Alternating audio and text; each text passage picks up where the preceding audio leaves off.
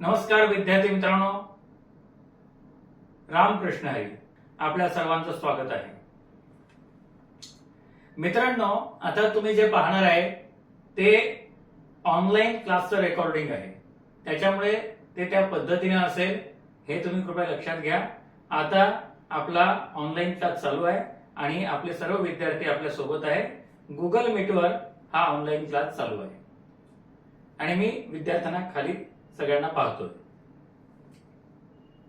तर मित्रांनो, मुद्द्यांचं पाठांतर म्हणजे नेमकं काय असतं? मुद्दा काय असतो? तर मुद्दा जो असतो तो केवळ एक शब्द असतो. आपल्याला जर ते मुद्दे पाठ करायचे आहे तर ते संपूर्ण ओळीच्या ओळी पाठ करायच्या नाही आहेत. उदाहरणार्थ, आपल्या ज्या संकल्पना आहेत, आता तरी पुढे हाचे उपदेश नका करू नाश आयुष्याचा, याच्यामध्ये 4 संकल्पना आहेत. कोणत्या आहेत? कुणी मोठ्या आवाजात सांगा बरं, एका विद्यार्थ्याने.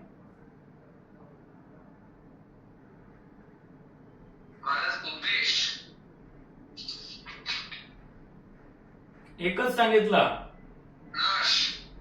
नाही.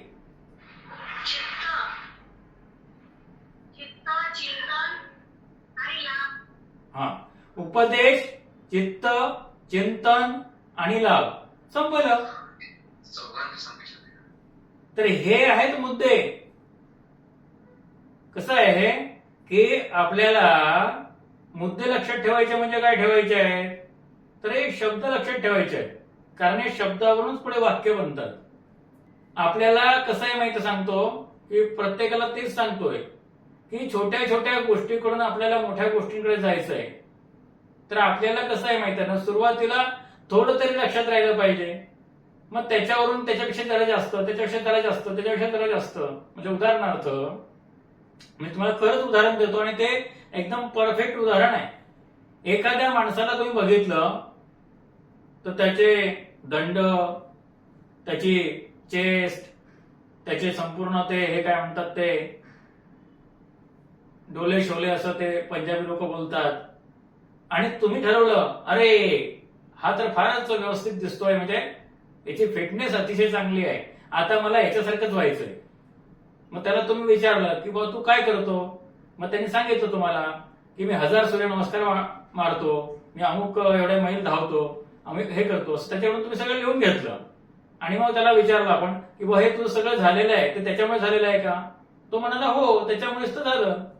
मग आपण ठरवलं की आपल्याला हे करायचं.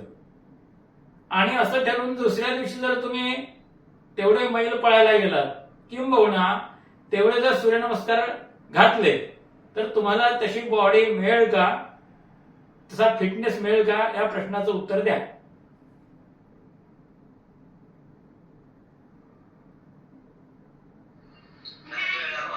हा, का नाही मिळणार? त्याचं कारण सांगा. नाही नाही, ते उत्तर बरोबर नाही. अजून दुसऱ्याने उत्तर द्या.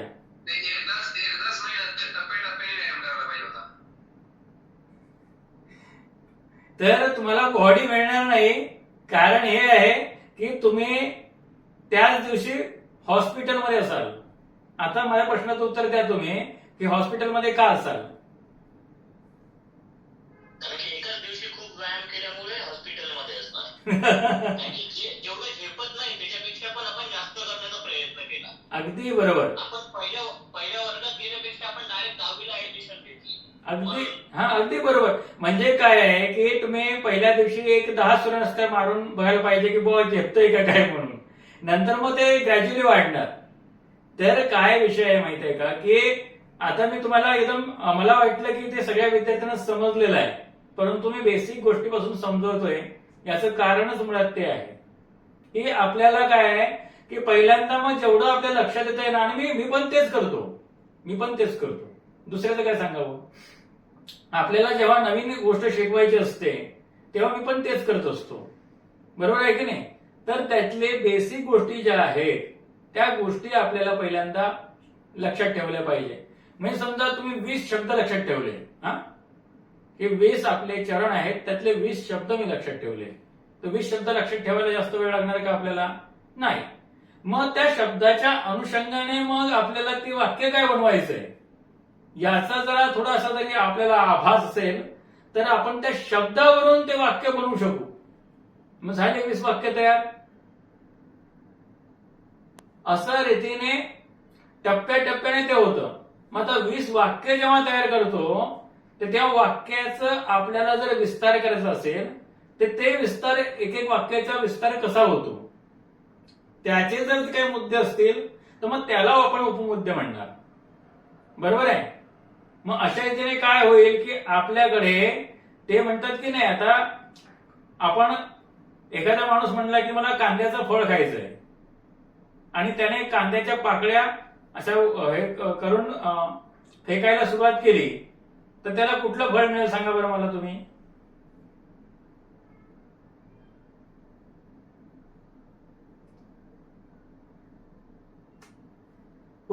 कुठलंच फळ मिळणार नाही.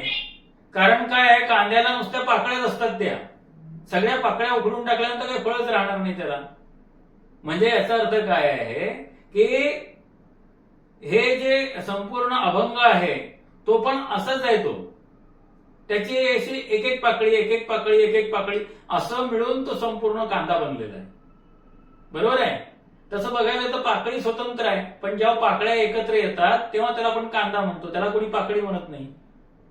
म्हणजे याचा अर्थ काय आहे की मग ते ग्रॅज्युअली आपण जे सगळं त्याच्या भोवती रचना करतो, म्हणजे आपला एक मुख्य मुद्दा, त्याच्या भोवती उपमुद्दे, त्याच्या भोवती अजून उपमुद्दे, त्याच्या भोवती अजून उपमुद्दे, असं असं केलं तर मग ती रचना ही परफेक्ट होते. मी तुम्हाला एक दुसरं उदाहरण देईन की मोदी देश चालवतात.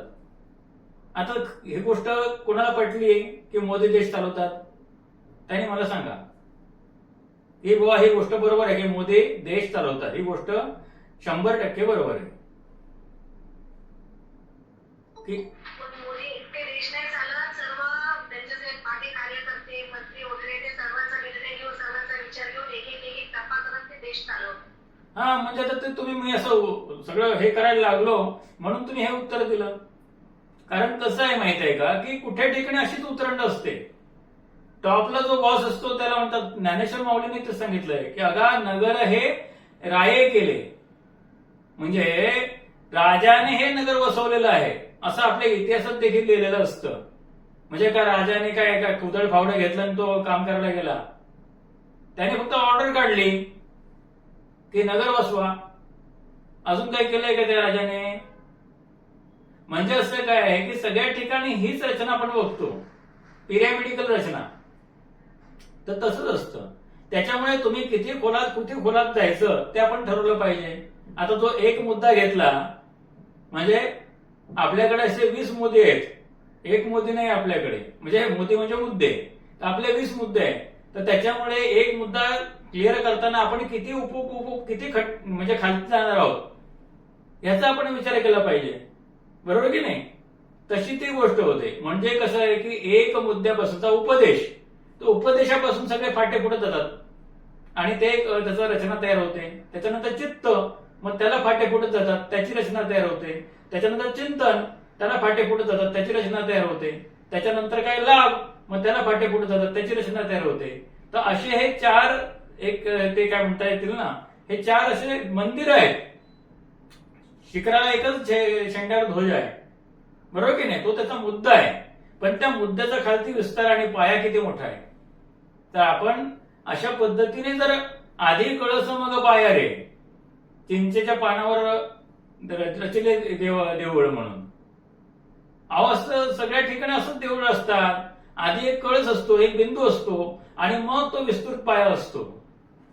हे तुम्ही बघा, जो माणूस पायाच करायला तयार लागला की बुवा हे मग तो पाया किती मोठा असतो, मग त्याच्यात त्याचा दिवस गेला ना. आता तुम्हाला थोडक्या काळामध्ये तुम्हाला कीर्तन शिकायचंय, त्याच्यामुळे आपण अशा मेथडने तुम्हाला शिकवतो, हे लक्षात घ्या. आधी कळस मग पाया रे. लोक म्हणतात माहित आहे ना की आपल्या चॅनलवरती कॉमेंट केले, काही पण सांगतात म्हणे 3 महिन्यात कीर्तन, 3 महिन्यात कीर्तन. पण लोक तर मला असे फोन करून विचारतात की असं म्हणतात, लोक टीका करतात, पण लोक मला फोन करून हे विचारतात की महाराज मला 15 दिवसांनी कीर्तन करायचंय, मला करता येईल का, मला 1 महिन्याने. अरे 15 दिवस आणि 1 महिने, मी तर तिथे 3 महिने म्हणले तरी लोक मला करतात आहे. कसं शक्य आहे? शक्य कधी आहे? तर ह्या सिस्टीमने शक्य आहे की आधी कळस मग पायारी. म्हणजे काय आहे की तुम्ही 4 मुद्दे पाठ केले, 4चे 8, 8चे 16, 16चे 32, 32चे 64, झाले की 60 तास तुमचे, 60 मिनिटं. एक वाक्य 1 मिनिट, 1 मिनिटभर त्यावर तुम्ही बोललात की, बरोबर की नाही? तर असं ते हे झालं पाहिजे. त्याला म्हणतात प्रोग्रेसिव्ह अनफोल्डमेंट इंग्लिशमध्ये. काय म्हणतात? Progressive unfoldment. म्हणजे ते जे अनफोल्डमेंट झालं असतं 60 मिनिटाचं, ते आधी आपल्याला दिसत नसतं. आपल्याला फक्त आपले 1, 2, 3, 4 मुद्दे दिसत असतात. तर अशा रीतीने अतिशय सोपं आहे कीर्तन करणं, परंतु हे प्रोग्रेसिव्ह अनफोल्डमेंट तुम्ही जाणून घ्या.